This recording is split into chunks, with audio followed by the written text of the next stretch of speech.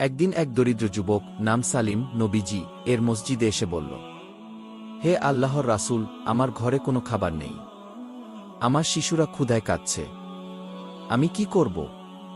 নবীজি দয়ার দৃষ্টিতে তার দিকে তাকিয়ে জিজ্ঞেস করলেন, তোমার কাছে এমন কিছু আছে কি যা তুমি আল্লাহর রাস্তায় দান করতে পারো? কম্পিত কণ্ঠে সালিম উত্তর দিল, হে আল্লাহর রাসূল, আমার কাছে শুধু একটি খেজুর আছে কি। নবীজি হাসলেন এবং বললেন, আল্লাহর সন্তুষ্টির জন্য খাঁটি মন থেকে একটি খেজুর দান করাও এক মহান সাদকার কাজ হতে পারে কি। অতঃপর সালিম তার একমাত্র খেজুরটি সাদকা হিসেবে দান করল।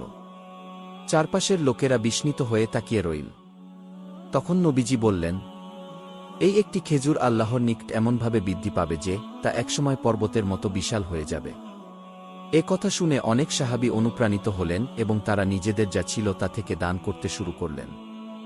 একটি খেজুর অনেক মানুষের হৃদয় পরিবর্তন করে দিল।